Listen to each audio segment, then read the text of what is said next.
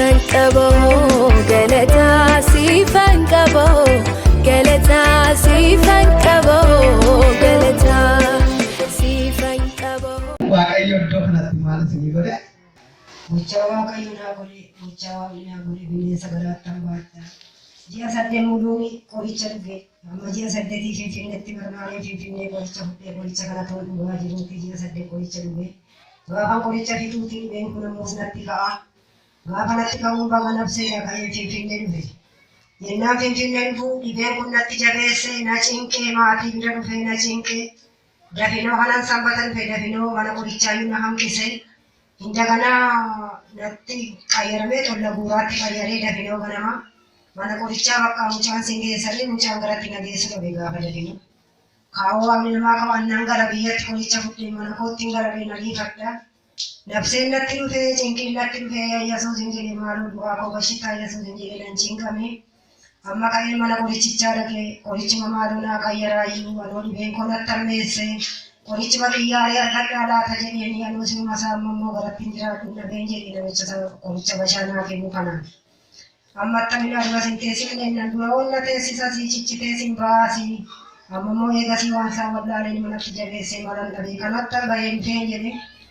amma kanaan ka'ee qoricha kana naa kenne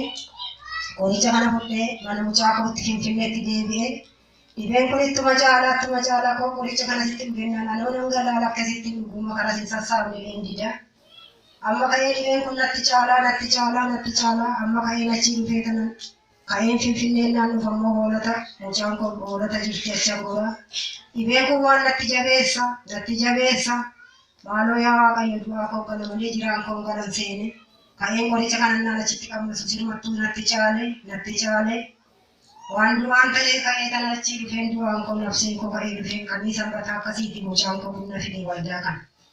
amma waldaa kana dhufee waldaa kana meemmee namni gaaffii tokko mee isin gaafadha egaa jarmiin garaa keessa tureera kanaaf irraa fayyuudhaaf gara finfinnee deemtanii turtanii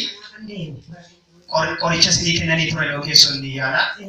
sanaanis fayyuu dandeenye qorichicha immoo magaala qorichicha bakka hiduunee qorichicha dhiisee dhufee tanamnes mucaan koo waldaa kana na fidee sagara iddoo kanaatti darbiini isin fayyuu dhattan garuu dhibee keessan immoo isinitti caala ittuu natti caale mana qorichaa dhuma hanqisee ittuu natti caale isa nabsee natti qayyaramee bakka olla deebise olla guuraa midhaan bishaan na lage sinu midhaan hin qammasu bishaan hin qammasu addisii malatti ta'e baasinu dhibee isinitti caale kana qabattanii gara iddoo kanaa dhuftanii iddoo kanatti maaltu isinii ta'e amma ka'een asitti dhufeen naan asitti dhufu asitti kunoo yennuman nan cinqamaa gaafa nas seene sana gaafa dhufee mana kanas seene waldaa kana seene nan cinqamaa boffaa keessa ganna dhaabataa akka namaayyuu asiin jedhu achiin jedhu nan cinqama maaloo yesuus hin jedhaa keessa koottis asitti nan cinqama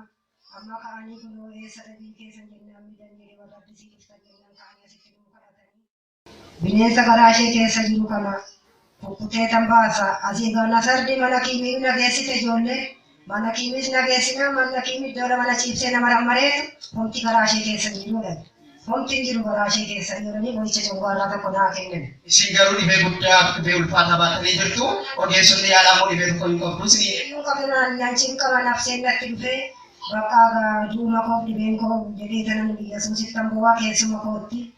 amma dhufee naa kadhatanii asii gaafa sanbataa sana naa kadhatanii garaa koo sukkumanii bineensa garaa ishee keessa jiru kana maseensiin jedhu pukkutii baasi. Pukkutii keessaa baasanii gaafa sanbataa sana naa kadhatanii amma sanbatas naa kadhatanii ammoo facaasaas deebi'een dhufee ammas facaasaan amma warra dheengaddaa miti isin jedhanii nu kadhatanii sidhabanaa malee fayyitanii zayitii dibataa bitadhee bishaanis bitadhee zayitii dibataa kanas na ubaasanii asitti bishaan kanas na ubaasanii bakka kukkutii ilma keessaa baasi bineensa kana baasi garaa ishee keessaa malee keessatti maseensin jedhanii naa kakatee kakuu naa seenee yesuus kooyyuu yesuus kan akkasiin argine bineensa garaa kooti bineensa fayyaa baase diraamaa hojjete yesuus bineensi fayyaa na keessaa bahee nan cinqamee gaafa sanbataa galgala nan cinqamee lubbuu kootti dhufee na hanqate lubbuu kootti na rakkate maaloo ijoollee du'ee waan jedha maaloo maattu gannaa deebisa ijoolleen jedha asiisoo ka'uu dadhabeen jedha achii ka'uu dadhabee na lawwaasesse achii oliin ka'uu na keessaa ba'uuf ka'e asii na keessaa ba'uuf ka'e amma ka'een duubatti ba'e gaafa sanbataa sa'aatii 10 jette mucaan amma naan ka'ee duubatti ba'ee akkasuma gadi taa'u ani bobbaa dhumanan se'e akkasumatti bineensa fayyaana keessaa baasennaan baatiriitti qabu jaba baasenna ilaali. Amma kanaan an beeka sabatti fiigee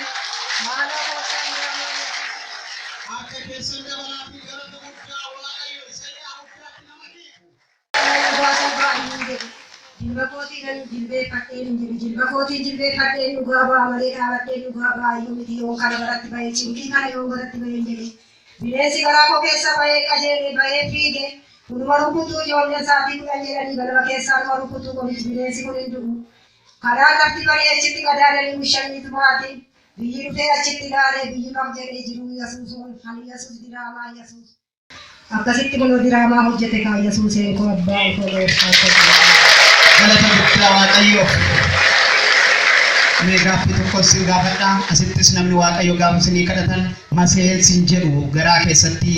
bahin jedha jedhanii abboomanii akkuma jedhe waaqayyo garaa keessan keessaa baasee jedhe. Jedhanitti baasanii kaan maseensin jedhu baasi keessa jedhanii immaan fayyitu amanaa malee jedhanii anoo kunoo hundi koo qulqulluu akalli koo keessi Yesuusee koo cinqamee waan jedhee cinqii na fure kaan Yesuus koo cinqii na fure. Haleluuyaa. Siifan qaboo